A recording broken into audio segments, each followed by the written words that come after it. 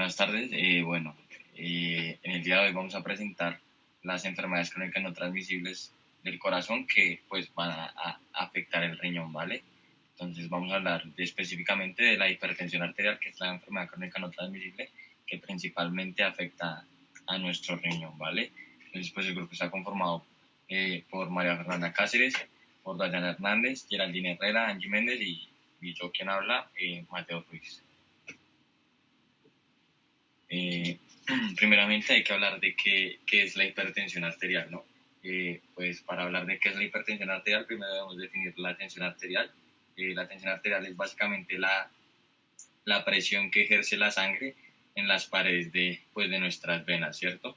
Y cuando hablamos pues de hipertensión arterial, hablamos de que esta tensión que se ejerce es pues más elevada de lo normal. Entonces en la imagen de la izquierda podemos ver pues cómo se toma normalmente la tensión arterial, ¿cierto? Y en la imagen de la derecha vemos una vena y cómo pues la sangre fluye a través de ella. Cuando se presenta pues la hipertensión arterial, quiere decir que esta presión que se ejerce, que la sangre ejerce sobre la vena, pues es mayor, porque se puede presentar pues por un engrosamiento de las paredes de las venas, pues, por alguna enfermedad o por la presencia de placas de ateroma.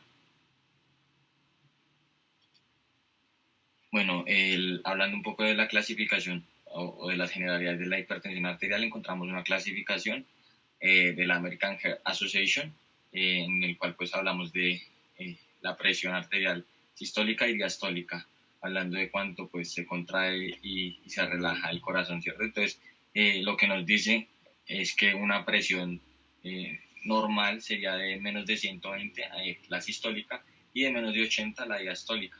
Hablamos que la persona empieza a tener una presión arterial alta cuando tiene valores de sistólica entre 120 a 129 y la diastólica entre menos de 80 igualmente.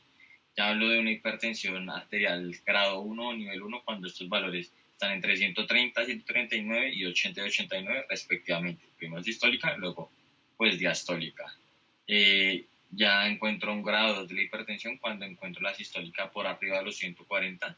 En este caso la unidad de medida de la tensión arterial son 2 milímetros de mercurio, ¿cierto? Todos los valores antes mencionados en milímetros de mercurio. Igualmente la diastólica de 90 o mayor a 90, y ya cuando la persona se encuentra en una crisis hipertensiva, que pues obviamente ya debería estar en urgencias o algo así, hablo de una presión sistólica mayor a 180 y una diastólica pues más alta de 120 milímetros de mercurio. Hablando un poco acerca de la tensión arterial ya a nivel de Colombia, en temas de prevalencia, el último informe, un informe del Ministerio de Salud, nos arroja cifras de que 7.25% de colombianos que se encuentran entre 18 a 65 años presentan hipertensión arterial, ¿cierto? Se habla también de que la hipertensión arterial es la causa más común a nivel tanto de consulta externa como de urgencias en los servicios de salud de personas mayores a 45 años, siendo que lo normal o por procesos de envejecimiento sería una enfermedad que se debería presentar de los 65 años en adelante, pues hablando en términos, por decirlo así, normales, ¿cierto?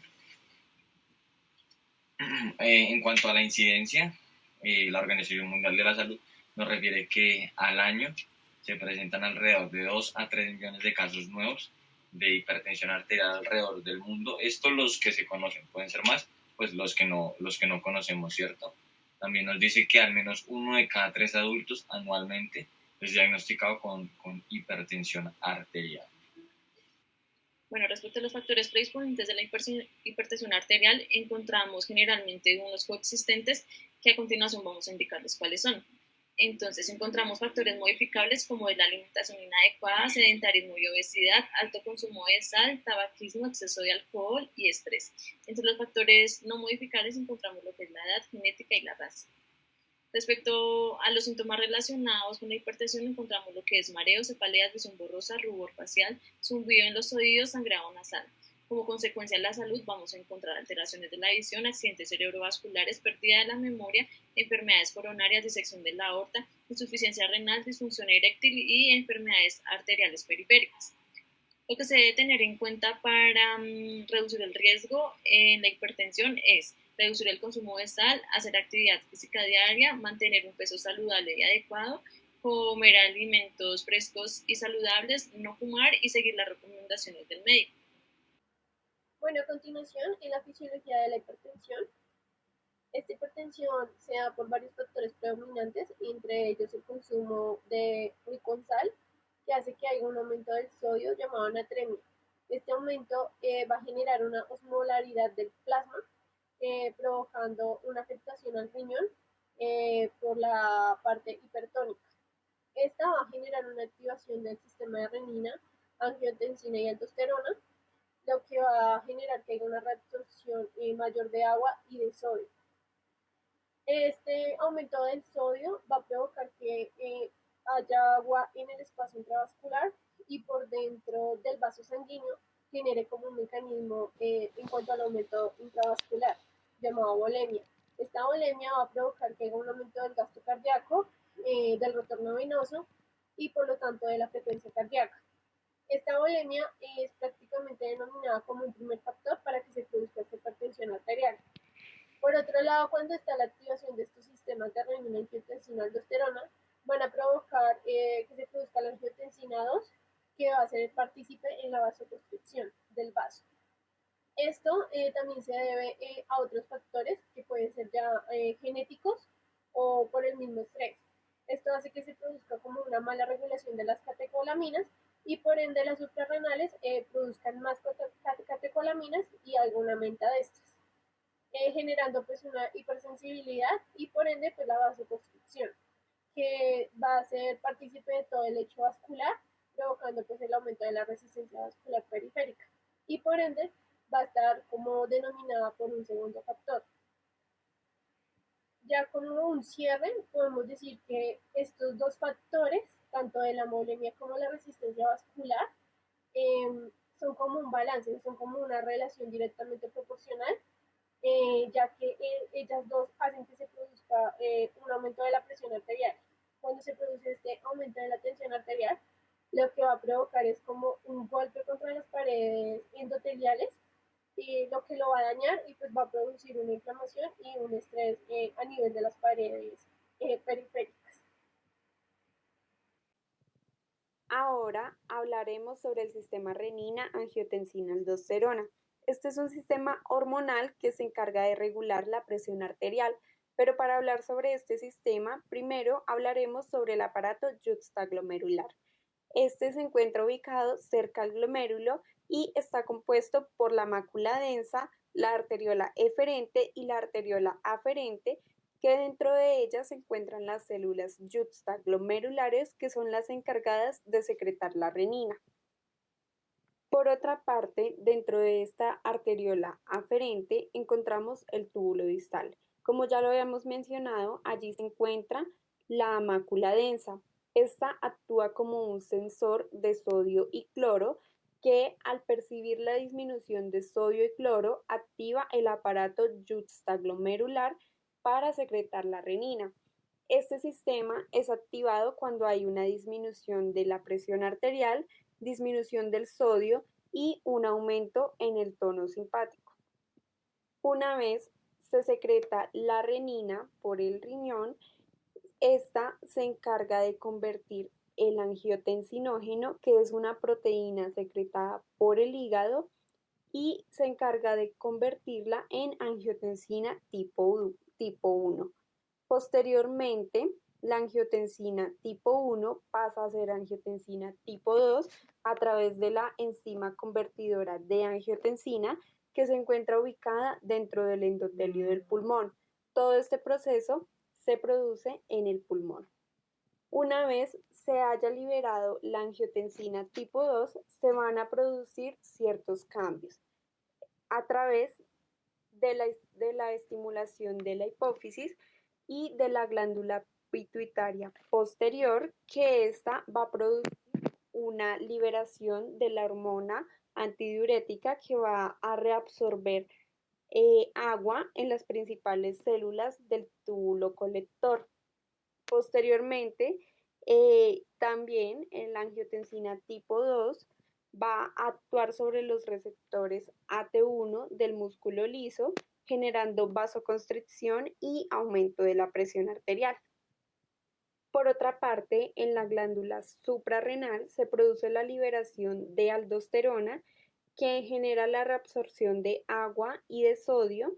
También hay una liberación de hidrógenos y potasio. Por otra parte, se produce una vasoconstricción en las arteriolas aferentes y eferentes, pero principalmente en la arteriola eferente. Todos estos mecanismos generan una mayor contractilidad del músculo vascular y la estimulación de la síntesis de proteína y una hipertrofia de la pared del vaso. Asimismo, la reabsorción del sodio y del agua generan un desequilibrio de las fuerzas de Stirling en el capilar tubular. Todos estos efectos son provocados por la angiotensina tipo 2 sobre el riñón, que ocasionan la disminución de la excreción de sodio y un incremento del volumen del líquido extracelular, un incremento en el volumen sanguíneo y en la presión arterial. La relación que encontramos de la hipertensión arterial con el riñón, entonces tenemos las siguientes características. Encontramos que existe un defecto patológico que impide la eliminación completa del sodio ingerido en las diferentes dietas. Para lograr esto, se ve afectado por el aumento de la presión arterial. Este aumento con el fin de incrementar el proceso de filtración en los glomérulos y de esta manera pues se está afectando la eliminación de urinaria y de sodio. Bueno, entonces tenemos un poco de la fisiología de la hipertensión. Entonces esta presenta una disfunción endotelial en donde está afectando principalmente el factor vasoconstrictor. Esta afectación me está llevando al proceso del sistema renina-angiotensina. Entonces, tenemos que la renina, como se produce en los riñones, desde aquí ya nos está partiendo para una alteración de dicho proceso. Entonces, tenemos que la angiotensina 2 produce una vasoconstricción arteriolar. Esto me aumenta la resistencia vascular periférica y produce un estrés oxidativo. ¿Esto que genera? Genera cambios estructurales en la capa media y en la capa del lumen. Esto me produce un aumento directamente de la tensión arterial. El riñón. Entonces, básicamente tenemos que el riñón nos está presentando altas tensiones arteriales. El riñón se empieza a resentir porque tiene que esforzarse más para lograr su trabajo y se ven disminuidas el proceso de filtración y de los desechos que procesa el riñón.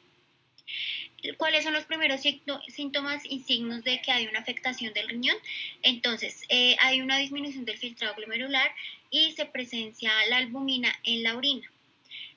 Otro signo que podemos identificar es el aumento de la creatinina, que esta solo se elimina a través del riñón. Cuando el riñón no está funcionando correctamente es cuando hay una correlación entre el aumento de la presión arterial y la afectación del riñón porque no hay un debido o eliminación de desechos.